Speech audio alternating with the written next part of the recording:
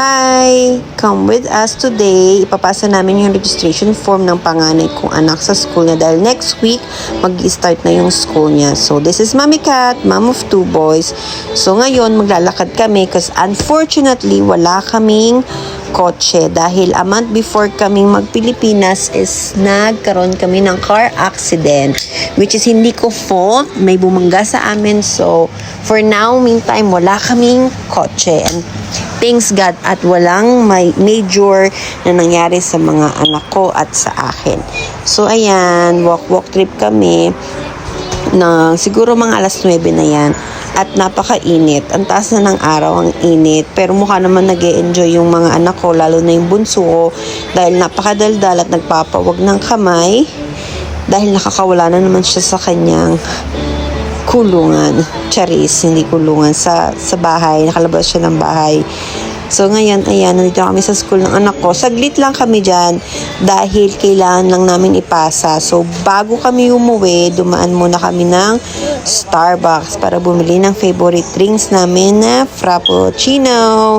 Na-miss namin yung drinks by the way. Hahaha.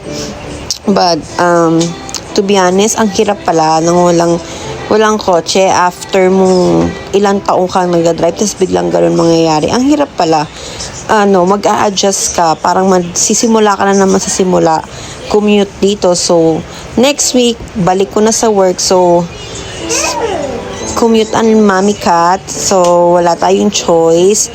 Pero titiisin naman. So, hoping maganda maging resulta ng pag-claim sa insurance ng aking lawyer. So, ayan. Magpapahinga muna kami saglit dito sa Starbucks kasi nga, ang init sa labas. And, yan. Tingnan nyo yung mga anak ko. O, diba? Partida. Minsan, medyo may pagka-jet lag pa yung mga anak kong yan. Pero, ayan. Enjoy ang mag-ina. Bawal pa ang baby. Kaya, ayan. Si mami muna tsaka si kuya lang munang iinom. But, nahihiya pa ako kumuha ng video niyan guys habang naglalakad kahit nga kasi nga ewan ko, mahihiyain ako minsan hindi, pero kasi alam mo naman pag yung alam mo yun nag-video ka tapos nagsasalita ka parang parang baliw. Pero ayan na yung apartment namin, pumasok na kami. So hoping you guys to please support my family, support my little family, support us so that, makahelp lang siya ng konti sa amin. Maraming salamat for watching, guys. Ayan, medyo engot-engot pa ako sa part na yan dahil nalimutan ko kung paano isara o itiklop yung stroller ng aking anak. Sa totoo lang. Nalimutan ko talaga. Tingnan nyo, engot-engot si Mami Kat. Oh, medyo syunganga lang.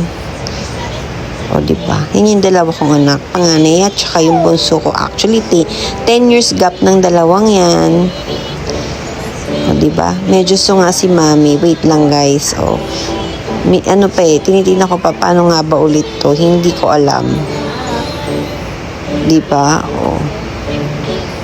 Lumalabas na siya. Naging Winnie the Pooh na si Mami Kat niyan. O.